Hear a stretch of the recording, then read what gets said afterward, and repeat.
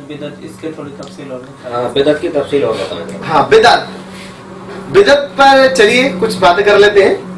دیکھو اللہ کے رسول صلی اللہ علیہ وسلم کا فرمان ہے کہ ہر بدعت گمراہی ہے, ہر نئی چیز بدعت ہے اور ہر بدعت گمراہی ہے. اس روایت کو لے کر ہی سارا ڈھنڈورا پیٹ رکھا ہے, سب کچھ اسی پہ کھڑا کر رکھا ہے. یہ روایت حق ہے, موجود ہے, ٹھیک ہے. اس مفہوم کی دوسری روایت بھی موجود ہے.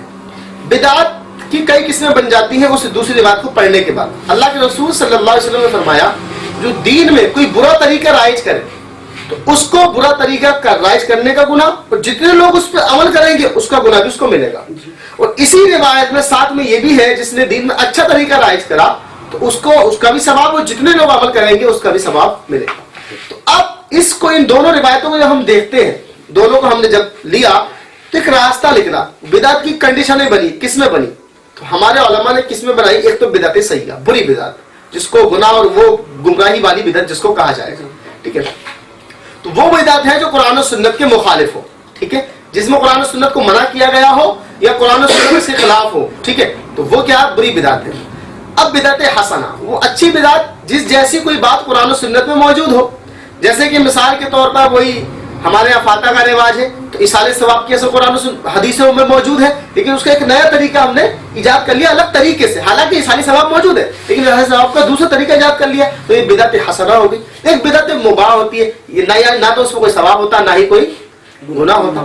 جیسے کہ آج کل بہت سارے طریقے رائج ہیں ہمارے یہاں, مدارس کا قیام ہے, مساجد کے اندر محرابیں ہیں, اور بہت ساری چیزیں ہیں جو زمانے نبی میں نہیں تھی. اسلامیت کے اندر دنیاوی طور پر لیں گے تو بہت کچھ ہے, لیکن دنیاوی مثالوں سے اس کا کیا لینا دینا. دینی طور پر بھی بہت ساری چیزیں ایسی ہیں جو ایسا نہیں تھی. ظاہر بھائی اگر آپ کی اجازت ہو تو میں بھی کچھ کوشچن جی ذہن میں یہ بات رہی, جس طریقے سے بھی آپ نے فرمایا کہ اگر کوئی بندہ کوئی شخص کسی چیز کو رائج کر دیتا جی تو اس کا ثواب بھی جب تک وہ رائج مطلب اس پر عمل کیا جاتا رہے گا, جی تو اس کا ثواب بھی اس بندے کو پہنچتا رہے گا. اسی طریقے سے گناہ جی کی چیز اگر کسی نے کوئی رائج کری تو جب تک اس پر لوگ عمل کرتے رہیں گے اس کا گناہ بھی اس کو ملتا ہے. اسی طریقے سے کوئی وسیلہ بن جائے, وہ وسیلہ بنا نا, اس کی وجہ سے وہ چیز قائم ہو رہی ہے. تو اسی طرح جو مزارات پر عرس وغیرہ ہوتے ہیں, میں کسی کو ٹارگٹ کر کے نہیں کہہ رہا, نہ ہی میرا کسی کو ٹارگٹ کرنا, بس میرے کامن ایک سوال ہے کوئی مسئلہ نہیں کہ عرس جو ہوتے ہیں وہاں پر کیا ہوتا ہے عرسوں کے نام پر موت کے کوبے لگائے جاتے ہیں. موت کے کوبے میں کیا ہوتا ہے, گانے بجنے ہوتے ہیں. اسی طریقے سے کالا بھوت نام کا جنہیں کیا کیا مطلب وہ دکھائے جاتے ہیں, جادو وغیرہ, ٹھیک ہے. اسی طریقے سے ڈانس ہوتی ہے, لڑکیاں باقاعدہ ناچتی ہیں, تو یہ طرح طرح کے اس میں خرافاتیں ہو رہی ہوتی ہیں. اور نام کیا ہوتا ہے کہ عرس کے نام پر یہ کیا جاتا ہے. تو عرس کیا ہے, وہ ایصال ثواب کا نام ہے نا, جو برسی ہو رہی ہے جو سالانہ. تو ایصال ثواب کے نام پر جو یہ ڈھونگ رچائے جا رہے ہیں, اس کا ذمہ دار کون ہے؟ کیا یہ بنا اجازت لگتے ہیں جو وہاں کے جو بھی ہوتے ہیں سجادہ نشین صاحب, کیا ان کی بغیر اجازت یہ سب کچھ ہوتا ہے؟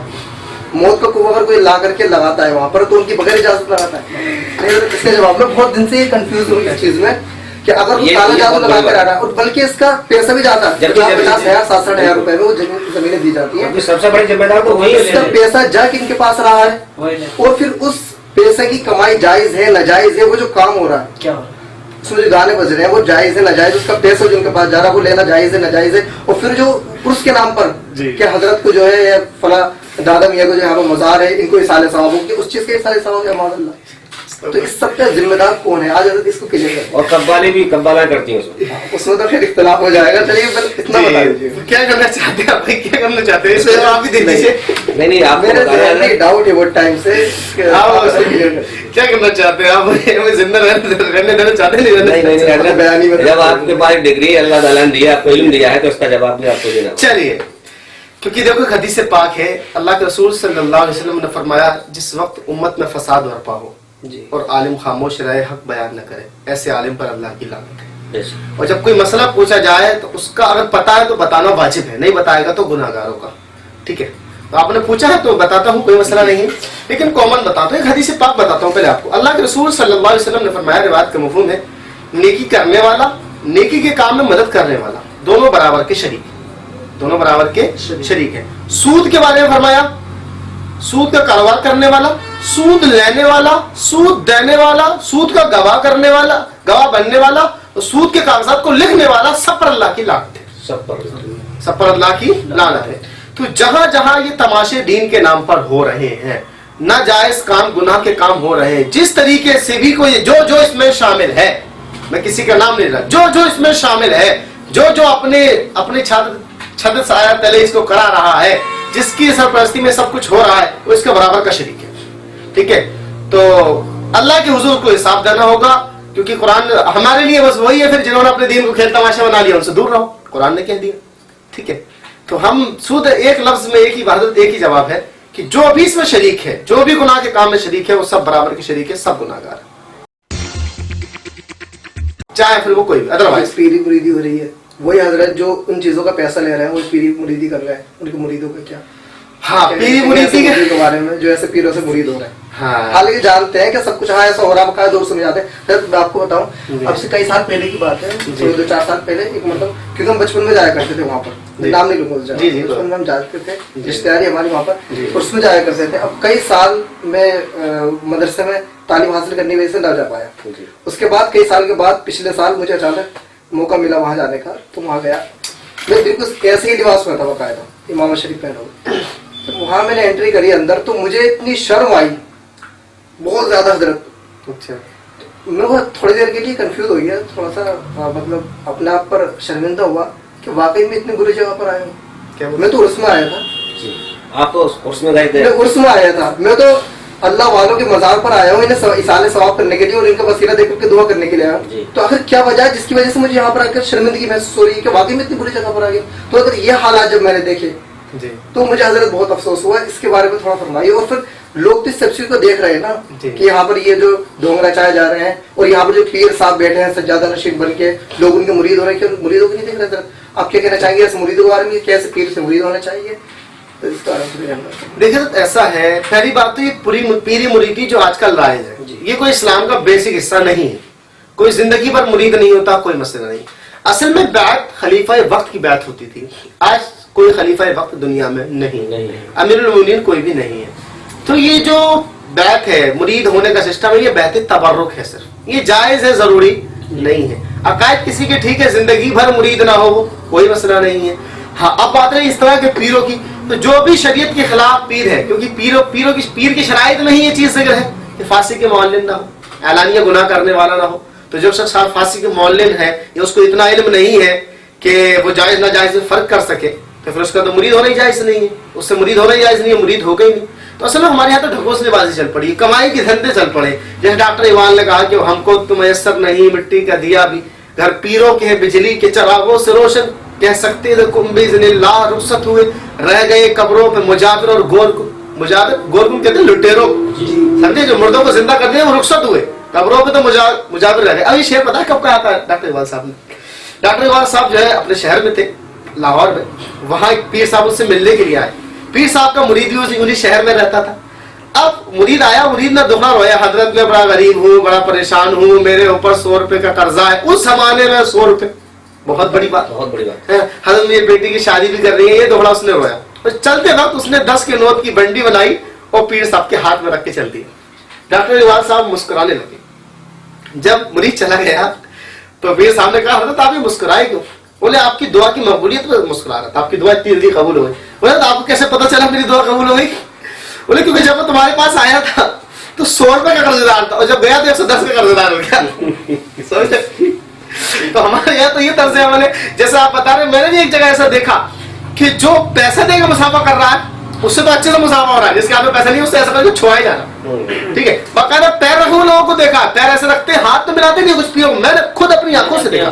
चश्म जी ऐसे किसी ने बड़ा नोट दिया तो उससे मुसाफा कर लिया, रख लिए, और जिसने कम दिए उसके जी बिल्कुल ऐसे ही। वाले को तो मैं भी गवाह हूं हजरत, मैंने भी कुछ पीरों को ऐसा देखा है कि अपने सिर्फ पैर आगे रख देते हैं, बल्कि दूध में धुला तो वो मैंने पैरों को देखा, दूध में धो रहे होते हैं पैर, उसमें गुलाब की पत्ती डाल करके। वही हो गया जैसे ये करते हैं शिव की अपनी, अस्तगफिरुल्लाह, कितनी गलत बात है। हाँ, मैं खुद बता रहा था अपना कि मैंने खुद देखा वो पीर साहब ऐसे पैर रखे हुए, किसी से मुसाफा करेंगे, भाई मुसाफा करना सुन्नत है। सहाबा कहते हैं अल्लाह के रसूल सल्लल्लाहु अलैहि वसल्लम हमसे मुसाफा किया करते थे इस हाल में कि रसूलुल्लाह का एक हाथ हमारे हाथ के दरमियान होता है और हमारा एक हाथ रसूलुल्लाह के हाथ के दरमियान होता है।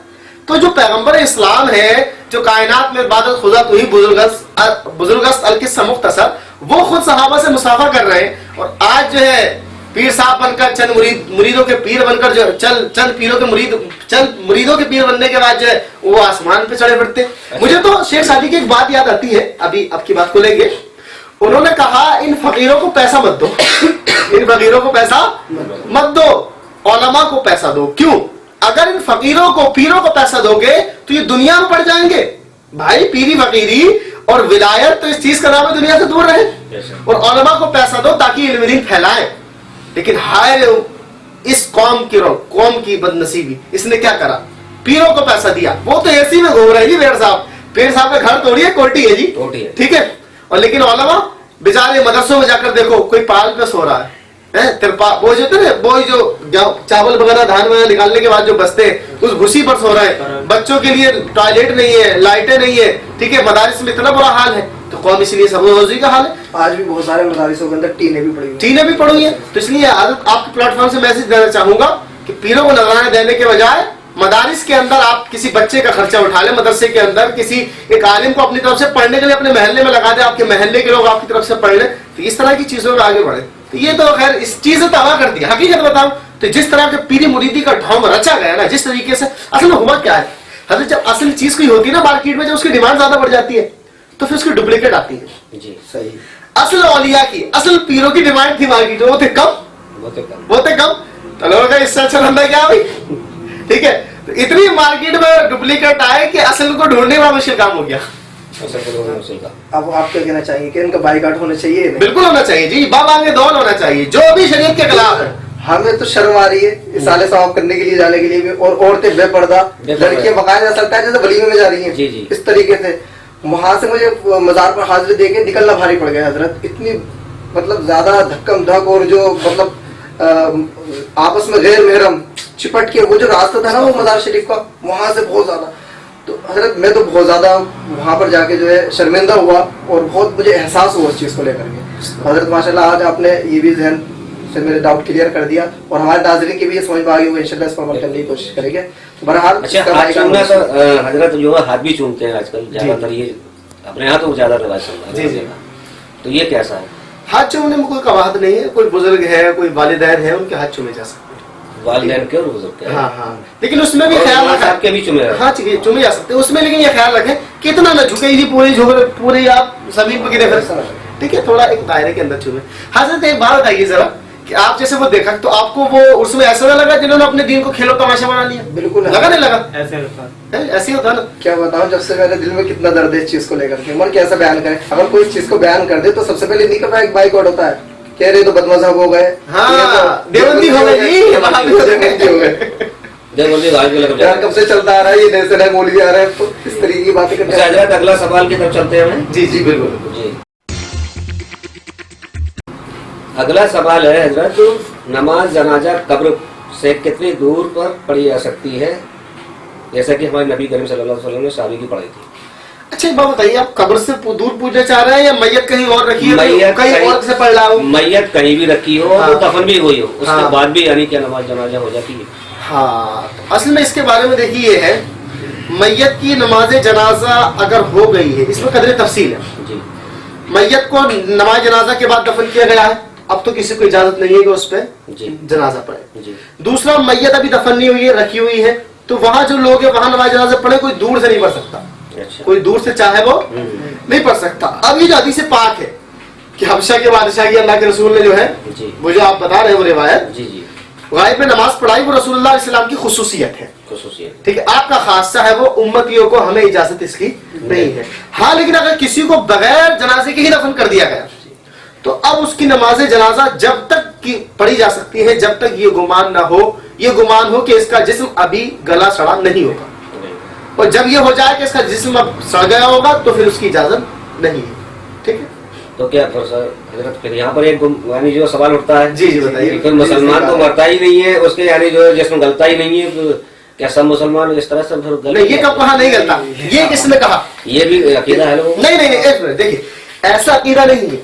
کچھ خاص ہیں جن کے جسموں کو مٹی نہیں کھاتی. اللہ کے رسول نے جیسا فرمایا کہ اللہ تعالیٰ نے زمین پر حرام کر دیا کہ انبیاء کے جسموں کو کھائے, اور شہداء کے بارے میں کہا وَلَا تَحْسَبَنَّ الَّذِينَ قُتِلُوا فِي سَبِيلِ اللَّهِ أَمْوَاتًا, جو اللہ کے نام میں شہید کر دیے گئے انہوں مردہ گمان تک مت کرو. اور اس طرح کی کچھ خصوصیات کچھ لوگوں کو ملتی ہے.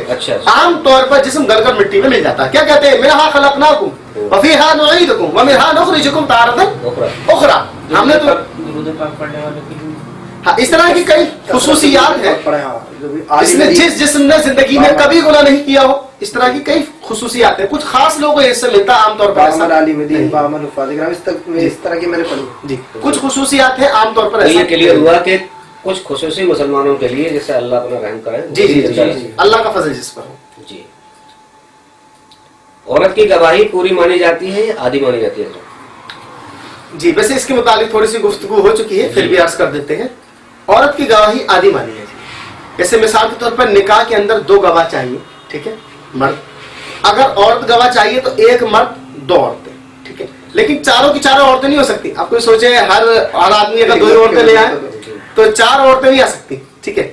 1 مرد 2 عورتیں, ایسا نکاح ہو سکتا ہے. تو 1 کی جگہ 2 چلے گی, ٹھیک ہے. تو جو اپنے یہاں کورٹ میں ہوتا ہے یہ مانا نہیں ہے اپنے اسلام میں. ہاں اسلامی طور پر. جی جیسے کہ حضرت یہ اگلا سوال ہے میرا, سورہ فاتحہ واجب جنازے کی نماز میں اور نمازوں کی طرح کیا سورہ فاتحہ بھی پڑھی جاتی ہے؟ اچھا دیکھیے, ویسے نمازوں میں سورہ فاتحہ واجب ہے. جہاں تک رہی نماز جنازے, تو ایک ہوتا ہے واجب ہونا, ایک ہوتا ہے پڑھنا. واجب تو اس میں وہ دعا بھی نہیں ہے جو ہم پڑھتے ہیں. واجب تو درود ابراہیم بھی نہیں ہے نماز جنازہ میں, لیکن الحمدللہ پڑھی جا سکتی ہے. اس کو سید نعیم الدین مراد آبادی نے کنز الایمان کے اوپر جو حاشیہ چڑھایا ہے خزائن العرفان, اس میں سورہ فاتحہ کی جو تفسیر نیچے آپ نے لکھی ہے تو اس کے اندر بھی لکھا ہے کہ آپ نماز جنازہ میں الحمد شریف پڑھ سکتے ہیں. جی آگے. اچھا پڑھ سکتے ہیں نماز جنازہ جی. میں. تو جیسے نماز جنازہ میں کون کون سی سورت پڑھ سکتے ہیں؟ اب اس کا ذکر ہو گیا نا. نہیں, ایک فاتحہ ہوگی سورت, جی جی, اور اس کے بعد کوئی بھی دعا یا کلمات کی کوئی بھی چیز پڑھ سکتے ہیں. ٹھیک ہے. اگلا سوال ہے حضرت, کیا نماز جنازے میں قرات زور سے کی جائے جیسے سب نماز سنو؟ نہیں, اصل میں نماز جنازہ کا ایک تو قرات کا کوئی کانسیپٹ نہیں ہے نماز جنازہ میں, ٹھیک ہے. دوسری بات یہ ہے کہ عام طور پر ہمارے ہاں جو طریقہ رائج نماز جنازہ اس میں سورہ فاتحہ بھی نہیں پڑھتے ہیں لوگ, ٹھیک ہے. پڑھیں گے تو کوئی دقت نہیں ہے, تو اس میں قرات کا کوئی کانسیپٹ نہیں ہے. دوسرا, نماز جنازہ کبھی دن میں ہوتی ہے کبھی رات میں ہوتی ہے, اور دن میں تو ویسے بھی نماز کا حکم سری ہے. آپ دیکھیے ظہر کو دیکھیے, عصر کو دیکھیے, اس میں سری نماز ہے, ٹھیک ہے. تو یہ یعنی جو ہے شانتی پڑی جائے. جی جی جی. قبر پر جوتے چپل وغیرہ جو پہن کر چلے جاتے ہیں, کیا یہ جائز ہے؟ یہ بھی سوال ہے لوگوں کا پوچھا ہوا ہے کہ بھائی یہ چپل پہن کے چلے جاتے ہیں, کیا بے حرمتی دیکھی جاتی ہے آج کل قبرستانوں کے اندر ایسی بہت چلتی ہے. دیکھو قبروں کی بے حرمتی کرنا, چاہے چپل پہن کے جائیں یا بغیر چپل پہن کے چلیں, ٹھیک ہے. قبروں پر چلنا یہ درست نہیں ہے, اس کی شریعت اجازت نہیں دیتی ہے. قبرستان میں بھی نہیں جانا چاہیے کے اندر, چپل پہن کے قبرستان کے اندر بھی نہیں نہیں, قبر کے اوپر نہ جائیں. قبر اگر قبر نہیں ہے, قبر کے علاوہ کوئی راستہ پہلے سے ہی سلیکٹڈ ہے تو اس پہ چل سکتے ہیں. کیا شہید کی نماز جنازہ نہ پڑھی جائے, غسل بھی نہ کیا جائے, اور اسی کپڑے میں دفن کر دیا جائے جس میں شہید ہوا؟ اچھا, اس کے بارے میں تھوڑی قدر تفصیل ہے. شہید 2 طرح کے ہو. شہید ویسے تو کوئی جو اللہ کی راہ میں شہید ہوا, یا پھر جس کو آلائے جارحہ سے بندوق ہوئی, تلوار ہوا, جس سے کاٹا جا سکتا, جس سے اس کو کاٹا جا سکتا, چھڑی ہوئی, اس سے اگر کسی کو مارا گیا تو وہ شہید ہے, ٹھیک ہے. اب شہید کا حکم یہ ہے اگر اس کو شہید, اس پر جب وار ہوا, جب حملہ ہوا, اس کے بعد میں نہ تو اس نے کھایا نہ اس نے پیا, ٹھیک ہے, نہ اس کی دوا کی گئی, یا پھر نہ اسے اپنے خیمے میں لایا گیا, یا پھر اس پر نماز کا وقت نہیں گزرا, اور اس میں اگر نماز کا وقت گزرا بھی تو اس کی صلاحیت نہ تھی کہ نماز پڑھ سکے, ٹھیک ہے. ایسی صورت میں یہ ہے کہ اس کو اسی کفن دفن کے اندر ایسے ہی دفن کیا جائے گا. بہرحال نماز جنازہ شہید پر پڑھی جائے گی, جی, ٹھیک ہے. لیکن اس کو ایسے ہی اس کے کفن دفن میں دفن کر دیا جائے گا. غسل وغیرہ غسل نہیں دیا جائے گا. ایک چیز نوٹ کر لیجیے, اس کو غسل نہیں دیا جائے گا اگر ایسے ہی ہوا ہے. لیکن اگر ایسا ہو گیا تھا, اس نے دوائی کر لی تھی, کھا پی لیا تھا, 1 دن کے بعد انتقال ہوا, یا 2 نماز کا وقت گزرنے کے بعد انتقال ہوا, تو پھر اسے غسل بھی دیا جائے گا, کپڑے بھی بدلے جائیں گے. ورنہ اس کو اگر جو پہلی صورت بتائی اس میں غسل بھی نہیں دیا جائے گا, اور انہی کپڑوں کے اندر اس کو دفن کر دیا جائے گا. ٹھیک ہے. تو یہ سوال کلیئر ہو چکا ہے. کچھ لوگوں نے یہ پوچھا تھا کہ شہید کی نماز جنازہ نہیں پڑھی جاتی ہے, اس لیے میں نے حضرت یہ سوال کیا. جی صحیح کہا. बाहरी शरीयत में इसको सदर शरिया मुस्लिम अजद आजमी रहमतुल्लाह तआला ने इसको लिखा है। कब्र पर खजूर की या किसी अन्य पौधे की डाली डालना कैसा है, या गाड़ देते हैं कब्र को? हाँ, इसको ये तो हदीस पाक से साबित है, अल्लाह के रसूल सल्लल्लाहु अलैहि वसल्लम डाली डाली, तो इसका कोई मसला नहीं। जी। अच्छा, तो क्या उससे अजाब कम होता है?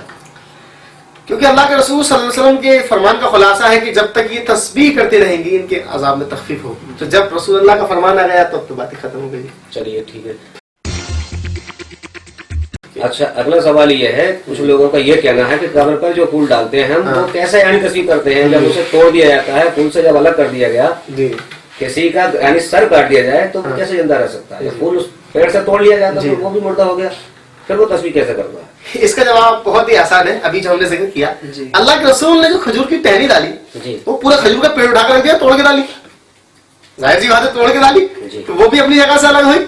ठीक है, पता चला किसी चीज का अलग होना ये इस बात की दलील नहीं कि अल्लाह की तस्बीह नहीं करती, बल्कि मुझे याद पड़ रहा है, सही से याद नहीं है, या तो हदीस पाक है या कुरान पाक की आयत का मफहूम है, हर खुशकुतर अल्लाह की तस्बीह करती है। जी, हर खुशकुतर चीज अल्लाह की तस्बीह करती है। ठीक है, तो उसे तोड़ने के बाद भी अगर डाला जाए तो वो अल्लाह की तस्बीह करेगी, उसमें कोई मसला नहीं है। या ऐसा मैंने किताब में यही पढ़ा है, शायद इनके रूह नहीं होती, पेड़ पौधों में रूह नहीं होती है, इसलिए यानी वही तस्बीह करते हैं, जिंदा रहते हैं। हाँ, देखिए हर खुशकुतर, हर ये चीज है आपकी, ये भी अल्लाह की तस्बीह करती है। जी, हर चीज जो भी कायनात में है, हर चीज अल्लाह की तस्बीह करती है। खुदकुशी करने वाला और फासिक डाकू बागी की नमाज जनाजा पढ़ना कैसा है? ये देखिए, फासिक हो, डाकू हो, खुदकुशी करने वाला हो, इसकी नमाज जनाजा तो पढ़ी जाएगी, लेकिन जो मुअज़्ज़ज़ उलमा है, ठीक है, क्या क्या आपने दोबारा करना जरा?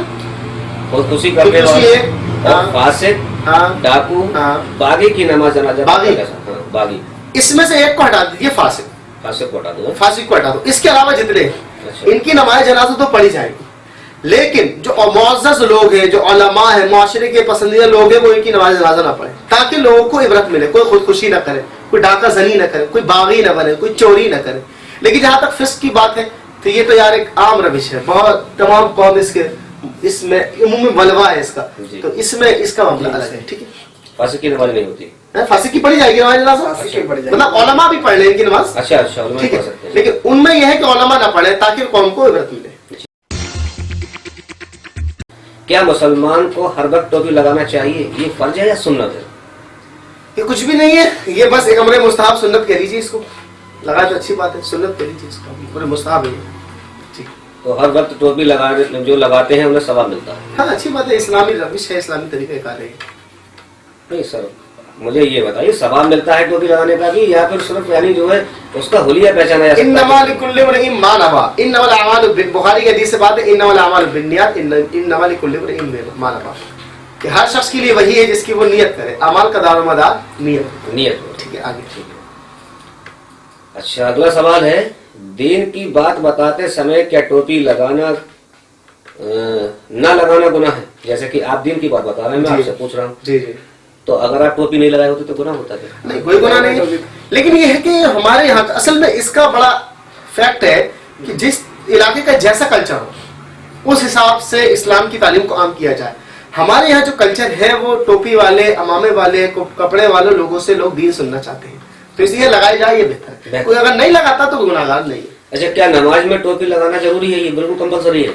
हाँ, तो देखिए इसमें कदर तफसील है, बाज़ सूरतों में टोपी न लगाना कुफ्र भी है, ठीक है, बाज़ सूरतों में मकरूह है, बाज़ में न लगाना मुस्तहब है, पसंदीदा है, सवाब है। अच्छा, हाँ, देखिए कुफ्र कब है? अगर कोई नमाज की तौहीन करे, सोचे नमाज बहुत हल्की चीज है, इतनी अहम चीज है ही नहीं कि टोपी लगाऊं मैं, अब ये कुफ्र हो जाए, क्योंकि नमाज की तौहीन कर रहा है।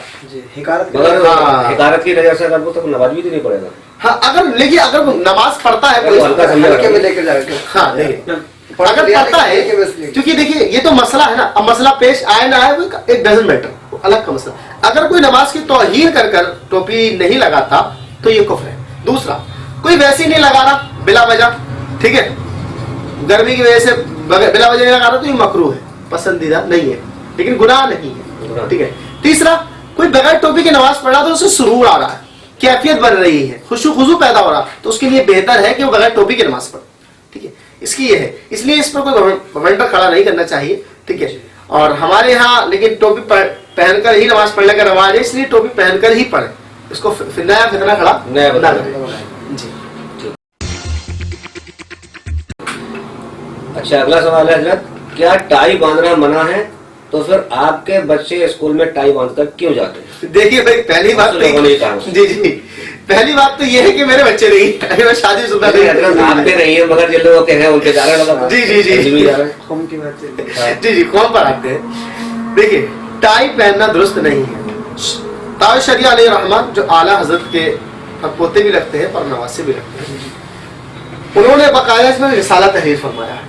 ٹھیک ہے، تو یہ ٹائی لگانا جائز نہیں ہے. اب چاہے وہ عالم صاحب کے بچے پہن کے جاوے یا مفتی صاحب کے پہن کے جاوے یا محدث صاحب کے پہن کے جاوے، شریعت کا حکم ایسا نہیں ہے کہ محدث صاحب کے لیے الگ، مفتی صاحب کے لیے الگ، حافظ صاحب کے لیے الگ، عام آدمی کے لیے الگ، داڑھی والے کے لیے الگ، بغیر داڑھی والے کے لیے، ایسا نہیں ہے. سب کے لیے شریعت کا حکم ایک جیسا. چاہے کوئی، اگر میں گناہ کروں گا تو میں بھی گناہ گار ہوں، آپ کریں گے تو آپ بھی گناہ گار ہیں. ایسا نہیں ہے کہ میرے لیے چوری کرنا جائز ہو جائے آپ کے لیے حرام، ایسا نہیں. آپ کے لیے بھی چوری کرنا حرام، میرے لیے چوری کرنا کل ملا کے ٹائی باندھنا جائز نہیں ہے. جائز نہیں ہے. جی جی جو انگلش میڈیم میں اسکول بچے پڑھنے جا رہے ہیں تو یہ بھی غلط ہے، بچے باندھتے جاتے ہیں. ٹائی کے رواج نہیں پڑھنا چاہیے، ان کو بات کی جائے. اسلام اگر مسلمانوں کے اسکول ہیں اتنے سارے، وہ اپنا بھائی یہ تو اسکول میں جا رہے ہیں، سرکار نے تو لازم نہیں کر رکھا نا یہ. تو ہمارے یہاں جو لوگ اس کو کر رہے ہیں وہ سب اس کے گناہ گار ہیں. اسکول والے سوال یہ آیا تھا جیسے سرکار اس پہ یعنی پابند کر دے کہ آپ کو باندھنا ہی باندھنا ہے، پھر کیا ہوگا؟ جب پابند کر دے گی تو پھر تحقیق آ جائے گی، تب دیکھا جائے گا. ابھی پابند نہیں کیا نا، جب نہیں کیا تو ہم کیوں باندھ رہے ہیں بھائی؟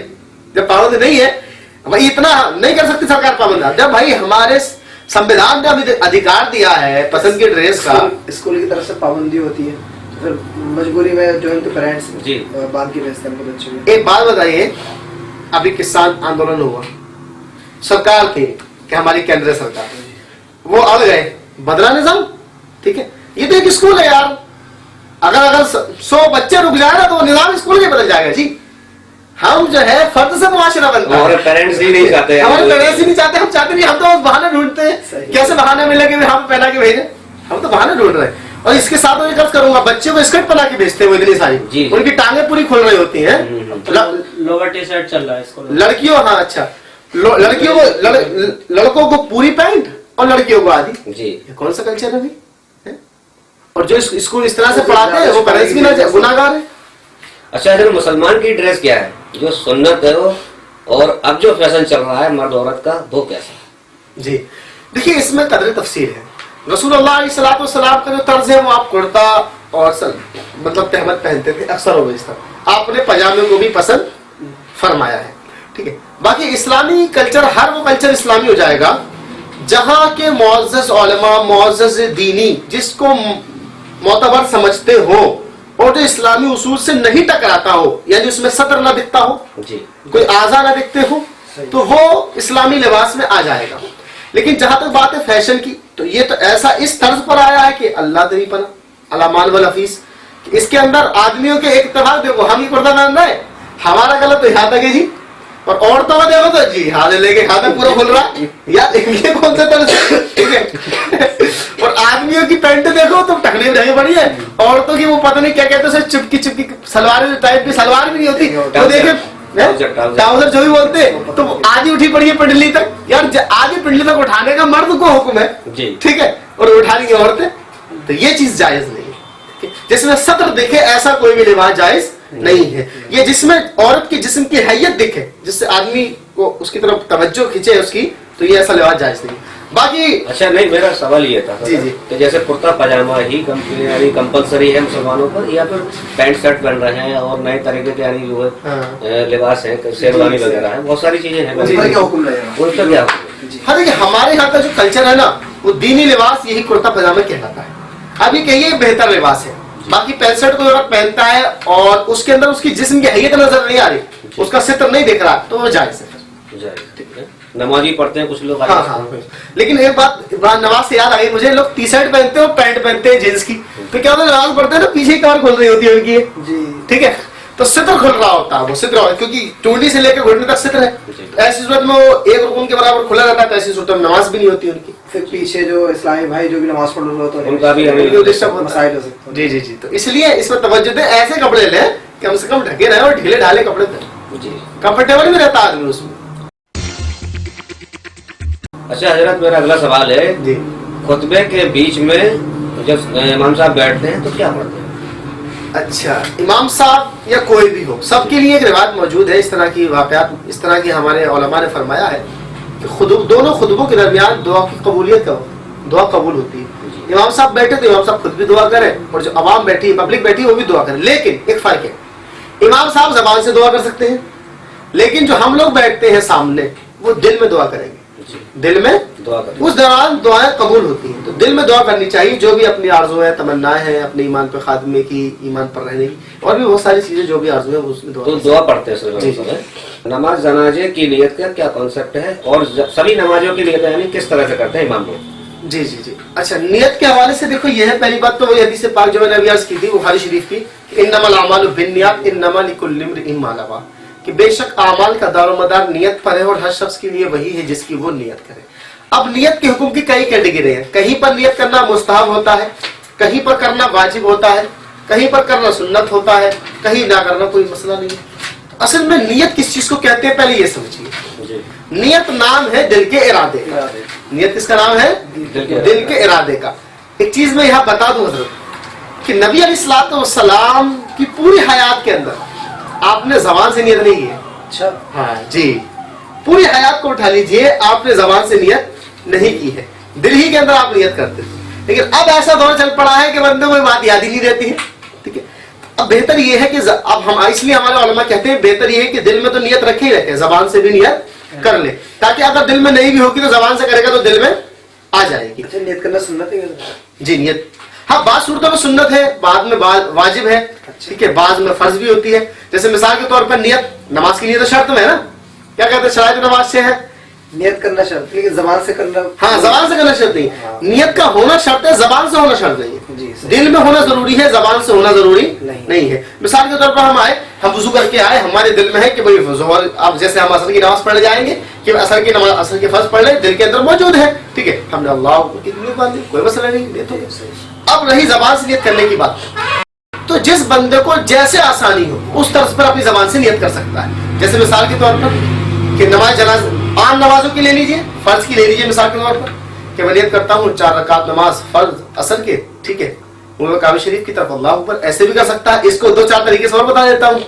ٹھیک ہے، 4 رکعت فرض کی میں نیت کرتا ہوں، عصر کے 4 رکعت فرض کی نیت کرتا ہوں، اللہ اکبر، امام کے پیچھے اس امام کے، جس طریقے سے بھی چاہے اس کو پریزنٹ کرنا ہے، جو دل میں ہے اس کو ظاہر میں پریزنٹ کرنا، اس کو ظاہر میں لانا، تو جس طرح پہ بھی چاہے وہ کر سکتا ہے. یوں ہی نماز جنازہ کہ میں اس میت کے واسطے دعا کے لیے، نماز اللہ کے لیے نیت کرتا ہوں، اللہ اکبر.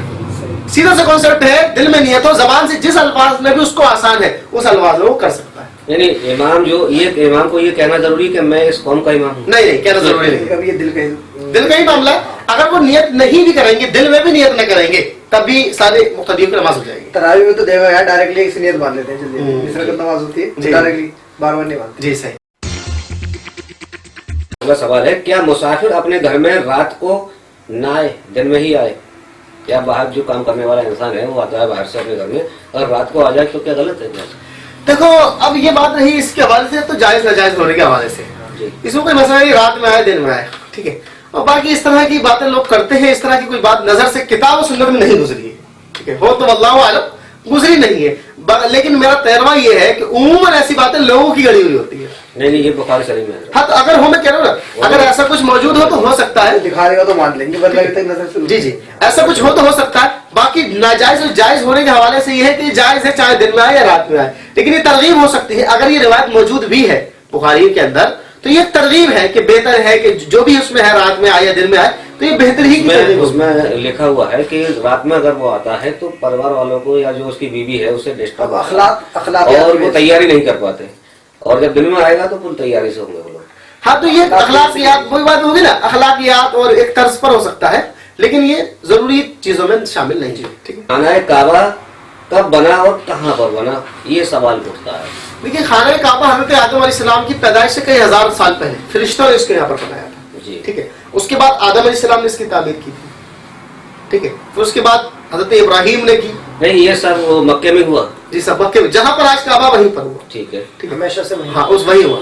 اس کے بعد میں اور بھی حضرت ابراہیم کے بعد بھی اس کی کیا کہتے ہیں تعمیر ہوئی. اس کے بعد دور نبی علیہ الصلوۃ والسلام میں بھی اعلان النبوت سے پہلے اس کی تعمیر ہوئی. بڑا مشہور واقعہ عرب کے قبیلے میں پڑے تھے، انہوں نے کہا جو صبح صبح آئے گا وہ اس کا فیصلہ کرے گا. کون کرے گا؟ حضور صلی اللہ علیہ وسلم مسجد میں داخل ہوئے. تعبیروں کا تو بیان چل رہا ہے مگر اب یہ سوال اٹھتا ہے جب حضرت حاضرہ کے لیے چھوڑا گیا تھا وہاں خانہ کعبہ نہیں تھا اس سمے اور جنگلات تھے, بھی آوان جنگل تھا. اچھا خانہ کعبہ لوگ سمجھتے کیا ہے, یا آپ کیا سمجھتے ہیں خانہ کعبہ؟ کوئی بلڈنگ نہیں, خانہ کعبہ اس جگہ کا نام ہے, جو وہ جگہ ہے اس جگہ کا نام کعبہ ہے. خانہ مطلب گھر, تو وہ جگہ تو موجود تھی شروع سے ہی. اور آج بھی دیکھا ہوا جو حتیم ہے نا, جس کو حتیم کہتے ہو, جس میں گولٹی بنی وہ کعبہ کا حصہ ہے, وہ کعبہ ہے. کسی نے اس میں نماز پڑھی تو کعبے میں نماز پڑھی. یہ جب تعبیر ہوئی تھی تو کسی چیز کی کمی کی وجہ سے اس کو چھوڑ دیا گیا تھا, لیکن رسول اللہ کی خواہش تھی کہ اس کو واپس شامل کر دیا جائے. لیکن بہرحال وہ ہوا تھا, پھر معاملات ہوئے, بہت ساری چیزیں ہیں وہ, ٹھیک ہے, پھر وہ واپس اسے باہر کر دیا گیا چیزیں. خیر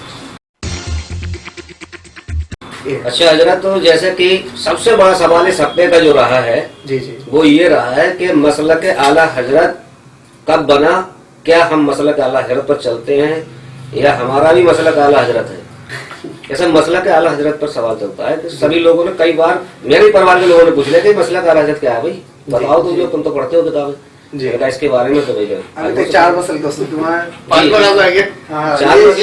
کرتے ہیں. کئی عالموں نے یہ بتایا 4 ہی مسئلے کے, اور ہم حنفی ہیں, 5واں مسئلہ سبھی نے یہ کہا ہم حنفی ہیں, بس یہ اعتراض ہوتا ہے. اچھا اچھا اچھا, دیکھیے ایسا ہے, پہلے تو مسلک کس کو کہتے ہیں اس کو سمجھ لیجیے. جی جی, مسلک کی ڈیفینیشن ہی سمجھ میں آنی چاہیے. مسلک 4 نہیں ہے, یہ غلط بات ہے. اچھا, مذہب 4 ہے, مسلک تو انلمیٹیڈ ہے.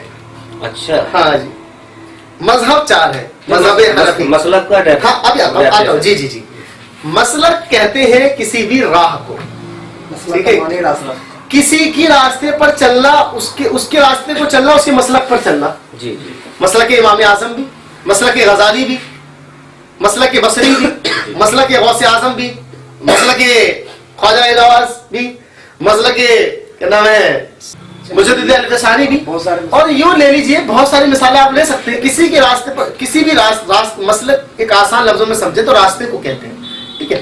لیکن مذہب, لیکن ہمارے ہاں مذہب کو ہی مسلک کہتے ہیں. اچھا, ہمارے ہاں جو مشہور ہو گیا ہے وہ مذہب کو ہی مسلک کہتے ہیں. تو 4 مذاہب ہیں, فقہ حنفی, فقہ مالکی, فقہ شافعی, فقہ حنبلی. یہ 4 مذہب و مسلک, انہیں جو بھی کہہ لیجیے آپ, ٹھیک ہے. تو یہ ہے فقہی مسائل کے, کس کے؟ فقہی مسائل کے.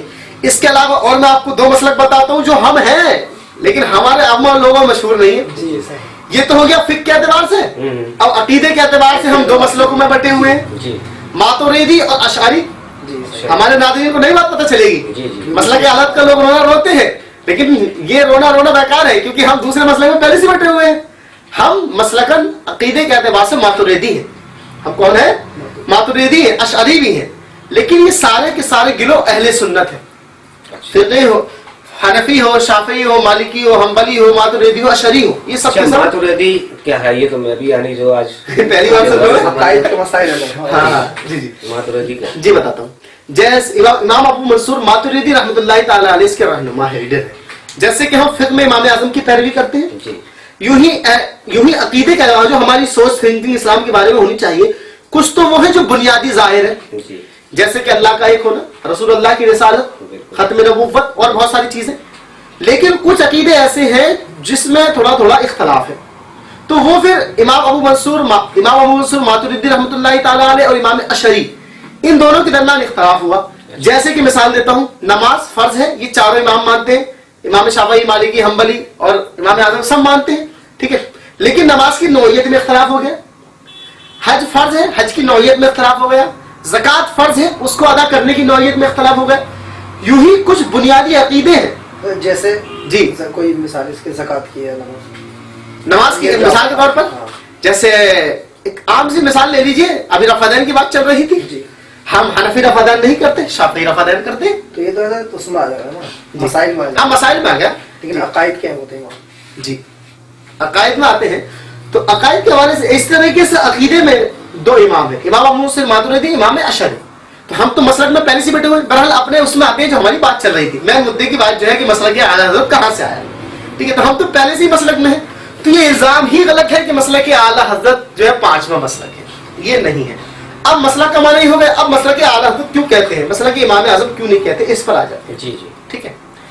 ہم فقہی طور پر تو حنفی ہیں, اعلیٰ حضرت خود حنفی ہیں, اعلیٰ حضرت کی کتابوں میں دیکھیے خود آپ کے آگے قادری حنفی لکھا رہتا ہے, جی ٹھیک ہے, آپ بھی حنفی ہیں. لیکن ایک مثال دیتا ہوں میں آپ کو ایک دنیاوی طور پر.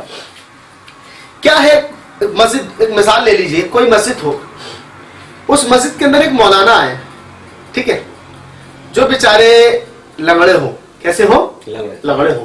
اس مسجد میں وہ کچھ بھی نہیں ہو, خالی وہ خالی اس کی مسجد موجود ہو, عمارت نہ ہو, خالی زمین موجود ہو, اس میں محنت کرے, بنائے, اسے سارا انتظام کرے, وہاں سب کو پڑھائے, سارا نظام اچھا کر دے, تو لوگوں مشہور ہو جائے کہ وہی لنگڑے مولانا والی مسجد یا وہی فلاں مولانا والی مسجد, نام لے لو کوئی بھی, خیر صفت سے زیادہ مشہور ہوتے ہیں نا, اس لیے میں نے لنگڑے کی مثال دی, ٹھیک ہے. باقی آپ نارمل بھی لے سکتے ہیں, کوئی مثال لے سکتے ہیں, فلاں مولانا, مولانا کیف ہے ہمارے ماشاء اللہ, مولانا کیف والی مسجد, ٹھیک ہے.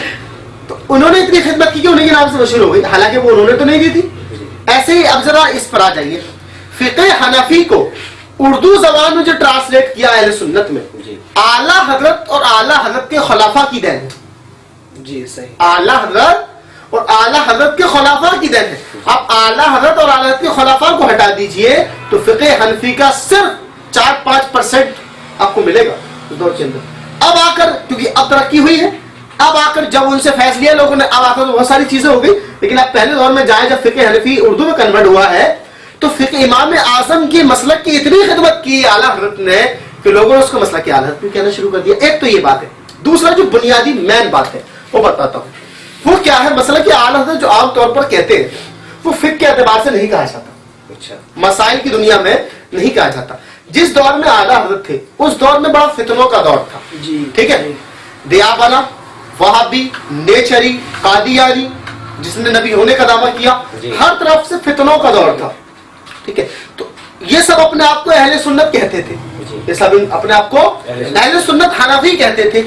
تو ان کی جو غلط چیزوں کو ہائی لائٹ کیا, ان کا جو رد کیا, وہ امام اہل سنت سیدی اعلیٰ حضرت نے کیا. جی تو اب کیا ہوا, جو اہل سنت کی پہچان بن گئی, کیونکہ جو اور تھے اس کے وہ تو باغی بن گئے, جب باغی بن گئے اور جو صحیح رہا تو وہ پہچان اس کے ساتھ جڑ گئی, یعنی سیدی اعلیٰ حضرت کے ساتھ اس مسلک کی پہچان جڑ گئی. تو مسلک اعلیٰ حضرت جب کہا جاتا ہے تو اس کا مطلب ہرگز یہ نہیں ہوتا کہ یہ نیا کوئی مسلک ہے, بلکہ یہ مسلک امام اعظم ہی ہے, بلکہ اس سے اوپر جائیے آپ تو مسلک صدیق اکبر ہے, مسلک فاروق اعظم ہے, مسلک عثمان غنی ہے, مسلک مولا علی ہے, بلکہ یہ تو مسلک رسول اللہ صلی اللہ علیہ وسلم ہے. کیونکہ اعلیٰ حضرت نے کس کے دین کو آگے بڑھایا ہے, رسول اللہ کے دین کو بڑھایا ہے. یہ اعتراض جو یہ آیا کہ بھئی امام اعظم کے مسلک کو کے بجائے مسلک اعلیٰ حضرت کا جانا, یہ تو امام اعظم پہ بھی آ سکتا ہے کہ رسول اللہ کے دین کو تم مسلک امام اعظم کہہ رہے ہو, یہ تو آگے آ جائے گا اس چیزوں کو. مگر لوگوں کا یہ کہنا ہے کہ جب اعلیٰ حضرت باحیات تھے اس سمے انہوں نے کبھی یہ نہیں کہا کہ میرا مسلک ہے, مسلک اعلیٰ حضرت کبھی نعرے نہیں لگے. جی نہیں لگے. اور یہ ابھی ہم 10 سے 20 سال سے دیکھ رہے ہیں. جی اس سے پہلے بھی نہیں تھا. جی صحیح. تو یہ بعد میں کیسے رائج ہو گئی؟ ہاں تو آتے ہیں اس پر. دیکھیے پہلی بات تو ایک بات تو ثابت ہو گئی کہ مسلک لگانا, مسلک کہنا یہ کوئی غلط نہیں, یہ بات تو ٹھیک ہے نا. اب یہ رائج کیوں ہو گئی؟ کیونکہ کیا ہوا, فتنوں کا دور ہوا, ہر طرف بد مذہبیت پھیلی, تو اہل سنت کی ہر دور میں پہچان الگ الگ رہی. اچھا, ایک دور ایسا بھی آیا ہے کہ جو آپ دیکھتے ہیں کسی کو چمڑے کے موزے لوگ پہنتے ہیں, کسی کو آپ نے دیکھا ہوگا. ایک دور میں اہل سنت کی پہچان چمڑے کے موزے پہننا تھا, سمجھے, بالکل ایسا ہی تھا. اب آج کا دور جو فتنوں کا دور ہے, اس میں کیا ہوا, ہر طرف سے فتنوں کا دور ہے, سرح کلیت کا دور ہے, ٹھیک ہے. تو پہچان کے لیے, دین کی صحیح پہچان کے لیے مسلک اعلیٰ حضرت کا نام لے دیا گیا, تاکہ کیونکہ انہوں نے صحیح نظریات کو پروموٹ کیا ہے, تاکہ جو ان سے متفق ہو تو سمجھ میں آ جائے کہ ہاں بھائی یہ صحیح عقائد و نظریات پر ہے, اس لیے مسلک اعلیٰ حضرت کہا جاتا ہے. باقی اس پر کوئی ضد نہیں ہے کہ بھائی آپ مسلک اعلیٰ حضرت کا ہی کہو, کوئی نہ کہے, کوئی مسئلہ نہیں ہے. اس کے عقائد ٹھیک ہو, کوئی ضروری تھوڑی ہے کوئی مسلک اعلیٰ حضرت کا نعرہ نہ لگائے, زندگی بھر نہ لگائے, وہ نہ کہے, لیکن اس کے عقائد ٹھیک ہے. سید اعلیٰ حضرت نے جو عقائد دیے ہیں, جو قرآن و سنت سے ملے ہیں, ان پر وہ قائم ہے, تو کوئی مسئلہ نہیں. پورے ہندوستان میں کیا, مجھے لگ رہا ہے پوری دنیا میں یہ مشہور ہے کہ بریلوی اور دیوبندی تو کہتے ہیں. یہ تو کلیئر ہے کہ بریلوی ہے دیوبندی, مگر جب مسلک کا نام آتا ہے اعلیٰ حضرت کا تبھی وہ چونک جاتا ہے کہ یہ نیا فرس آ جائے.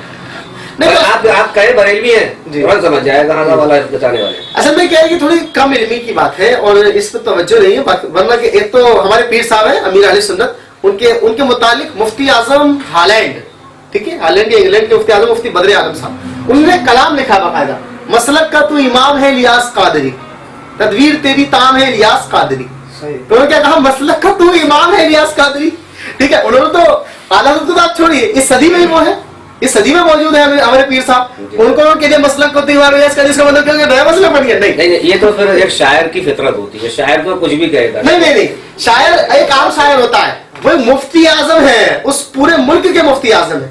तो मसलक का तू इमाम इलियास कादरी, यानी जो तू रास्ता लेकर चल रहा है, सुनिए, जो तू तहरीक लेकर चल रहा है दावत इस्लामी, ये जो तेरे रास्ते पर लोग हैं, इसका तू इमाम है, लीडर है, तो साफ बात है, सीधा है, क्या है दिक्कत? बात भैया है मसलक। असल में बात यह है कि ये थोड़ी कम इल्मी है, और हाँ, लेकिन हमारे यहाँ भी जो लोग इस मसला के आला हज़रत को कहकर नाम लेकर लोगों पर जबर करते हैं और उन्हें इस तरीके से फील कराते हैं कि कोई नई चीज है, वो भी गलत करते हैं जी, वो भी गलत करते हैं। दरमियानी राह की जरूरत है, सिरात मुस्तकीम, नात से आगे बढ़ो, नात से गिरो। मसलक कोई ऐसा इशू है ही नहीं जिसमें बहस की जाए। देखिए हजरत, इस समय जो अब एक सवाल करेंगे, मौलाना कैफ साहब करेंगे, वकाती साहब ही, और मुफ्ती साहब से मालूम करेंगे, और बड़ा अच्छा सवाल है, इंटरेस्टेड सवाल है, आप भी जरा गौर से सुने। हजरत मैं ये अर्ज कर रहा था कि जिस तरीके से मान लीजिए हम हनफी हैं जी या शाफई हैं, किसी भी मजहब के मानने वाले हैं, जी जी उनकी पैरवी करते हैं, तो क्या हम किसी और मजहब के मानने वाले पीर से बेहतर हो सकते हैं? मान लो हम हनफी हैं, जी। तो क्या शाफई पीर साहब से हम बेहतर हो सकते हैं, जी। या हम बली पीर साहब से अच्छा, बेहतर हो सकते हैं? जी। इसके में जी बिल्कुल हो सकते हैं। हमारे जो बड़े पीर साहब है, पीराने पीर जिनको कहा जाता है, सैयदी व मुर्शिदी शेख अब्दुल कादिर जीलानी रहमतुल्लाह तआला अलैह, वो थोड़ी हनफी थे, वो भी हनफी नहीं थे। बाज रिवायत में कि हम्बली थे, बाज में है कि वो खुद मुज्तहिद थे, बहुत सारी रिवायत है। तो बहरहाल वो हनफी तो नहीं थे ना, तब भी हमारे पीराने पीर है। तो क्योंकि सभी अहले सुन्नत की गिरोह में जो भी है जी, वो सब किसी से भी मुरीद हो सकते हैं, किसी से भी बैत हो सकते हैं, शाफई हो, हम्बली हो, मालिकी हो, ठीक है, मातुरीदी हो, अशअरी हो, इसी तरह किसी भी सिलसिले से मुरीद हो हाँ, सकते किसी भी चारों सिलसिलों में किसी की मुरीद हो सकते हैं, ठीक है जी जी चलिए। तो हजरत जैसे कि अभी ये यहाँ पर हमारे समाप्ति की तरफ चल रहा है कार्यक्रम, जी, जी। तो एक चलते चलते ये बात बता दीजिए, जैसे कि जो हम बकरा छोड़ते हैं या फिर मुर्गे वगैरह करते हैं अपने बलियों के नाम पर, इसमें भी कई लोगों ने सवाल किए कि भाई ऐसे छोड़ देना, और किताब में ही मना है कि कोई छोड़ देता है, पीर साहब, बड़े पीर साहब का ये बकरा है, या ये मदार साहब का, सबसे ज्यादा मदार साहब का, और नारा भी एक लगाया जाता है, दम मदार बेड़ा पार। तो ये किस तरह से यानी से देखते हैं? हैं। दमदार बेड़ा पार का भी मतलब जी क्या है ये दमदार? हाँ। ठीक है, तो ये दमदार सब लगता है। ये तो नारा है, नारा तो नारा ही है, इसका मतलब बता तो दिया, नारा तो नारा ही है, ठीक है। उस पे आ जाते हैं, क्या था भाई आपका दूसरा? जो बकरा छोड़ा जाता है, देखो पहली बात तो ये है, कोई भी मुसलमान मेरी मालूमात के मुताबिक बकरा किसी के नाम पर नहीं छोड़ता, मुर्गा नहीं छोड़ता, ठीक है। अब इसकी क्या कंडीशन है, क्या दुरुस्त है और क्या गलत है, इस पर मैं आ जाता हूँ, ठीक है। कोई अगर बकरा इसलिए पालता है, या मुर्गा पालता है, मुर्गी पालता है, भैंसा पालता है, या ऊंट पालता है, जो भी पालता है, ठीक है, कि इसको बड़ा कर मैं अल्लाह की राह में सदका करूंगा और इसका सवाब फला बुजुर्ग को पहुंचाऊंगा, इसका सवाब फला बुजुर्ग को पहुंचाऊंगा, तो ये जायज है, इसमें कोई दिक्कत नहीं है। यहाँ सवाल घूम गया है, यहाँ पर वो छोड़ देता है और वो पलता रहता है, फिर उसके बाद कुर्बानी होती है, तो उसका कल्ब इन वाला अमाल बिनियत, फिर वही बात आ गई, अमल का दौरान नियत पर, वो किस लिए छोड़ा उसने? बुजुर्ग के लिए छोड़ा, किसी के लिए, मदार साहब के लिए या बड़े पीर साहब के लिए, किसी के लिए। अगर ये तर्ज है कि उनके लिए छोड़ रहा हूँ, उनके नाम पर सेवा करूंगा, अब इसके माना ये कि उनके नाम से, उनके नाम उनको इशारे सवाब करेगा, तब तो दुरुस्त है। और अगर ये है कि मान अल्लाह उन्हीं के नाम पर सेवा करेगा, ठीक है, जैसे अल्लाह के नाम पर सेवा करेगा, उन्हीं के नाम पर सेवा करेगा, तो फिर तो ये गलत है, ये गलत है ना, बिल्कुल गलत है जी। जैसे कि जो भी कहता है, ये कहता है बड़े पीर साहब का ये बकरा है, या फिर मदार साहब का बकरा है, ये नहीं कहता वो अल्लाह का बकरा है या अल्लाह के उनके नाम पर, ये कहा जाता है सीधा सीधा कि उनका बकरा है। हाँ, तो इसमें बता दिया ना, पहचान के लिए हो सकता है हाँ, कि दिल में ये नियत ना हो, हाँ, कि जी। उनके नाम से इसको ज़िबा किया जाएगा, हो सकता है दिल में यही नियत हो कि सिर्फ उनके नाम की फातिहा लगेंगे, उन्हें सारे सवाब किया जाएगा, तो हज़रत फरमाने जब तो बिल्कुल। हाँ, तो देखिए दो जवाब है, जिसकी जो कंडीशन है उससे वो हुक्म लग जाएगा। वो तो नियत के साथ, अगर उसका ये है कि वो अल्लाह के लिए सेवा करेगा, अल्लाह के नाम पर सेवा करेगा और सवाब उनको पहुंचाएगा, तब कोई मसला नहीं। लेकिन मान लो अल्लाह के नाम पर सेवा करने के बजाय वो किसी बुजुर्ग के नाम पर सेवा करेगा, किसी वली के नाम पर जिक्र, उनका नाम लेकर जिक्र करेगा, वही नहीं होगा, फिर वो जिबा ही नहीं होगा, क्योंकि अल्लाह के नाम के अलावा किसी के नाम पर जिबा करना ही वो मुर्दार रहेगा, ठीक है। इसी तरीके से एक बात और कर दूं, बसा औकात बहुत सारे लोग क्या करते हैं कि फाता लगाते हैं ना, या मतलब कोई इस तरह का लंगर करते हैं, تو ان کی قصد اگر اس سے یہ ہو اس کے ذریعے مجھے ان بزرگ سے فائدہ حاصل ہوگا، یہ بھی درست نہیں ہے. فائدہ مطلب بدلہ بھی نہیں. ہاں بدلہ ملے گا، یہ بھی درست نہیں ہے. صرف اللہ کے لیے اس عبادت کو کرے اور ان کو احسان ثواب کرے. ٹھیک ہے، ان کے وسیلے سے دعا مانگے، اللہ کرنے والا ہے. اللہ کی رضا کے لیے ہونا چاہیے. اللہ کی رضا کے لیے ہونا چاہیے. جی جی اللہ کرنے والا ہے. اب یہ نہیں کہ فلاں بزرگ کے نام سے کروں گا تو وہ مجھے یہ دے دیں گے، ان کے نام سے یہ کروں گا تو یہ دے دیں گے، یہ بالکل غلط تو ہے. بدلہ ہو گیا. بدلہ ہوتا ہے. چلیے حضرات، یہ اب میں سمجھ رہا ہوں کہ آپ کے لیے یعنی کافی سمجھ میں آئے گا اور بہت ہی بہترین طریقے سے آپ کے لیے مفتی صاحب نے سمجھایا ہے. یہاں پر 2 گواہ بھی میں نے اپنے ساتھ رکھ لیے تھے، اسی لیے مولانا حضرت کیب برکاتی صاحب اور مولانا فیضان صاحب یہ میرے ساتھ تھے، اور ہم 4 لوگوں نے اس پر یعنی ڈسکس کیا. اور اگر اتنے پر بھی اگر لگتا ہے کوئی سوال ہے آپ کا تو ہم سے پوچھ سکتے ہیں اور ڈائریکٹ اپنے کمنٹ بھی کر سکتے ہیں، یا پھر میرا فون نمبر چلتا ہے اس پہ بھی آپ اپنی رائے دے سکتے ہیں. السلام علیکم. اور ہاں اگلے پروگرام کے لیے بھی آپ جو ہے منتظر رہیں، اور یہ پروگرام بہت جلدی یعنی آپ کے سامنے پھر اگلے ہفتے یعنی جو ہے مفتی صاحب جواب دینے کے لیے آئیں گے. تب تک ہم اور سوال آپ کے یعنی جو اکٹھا کر لیں گے. انشاءاللہ اللہ نے چاہا.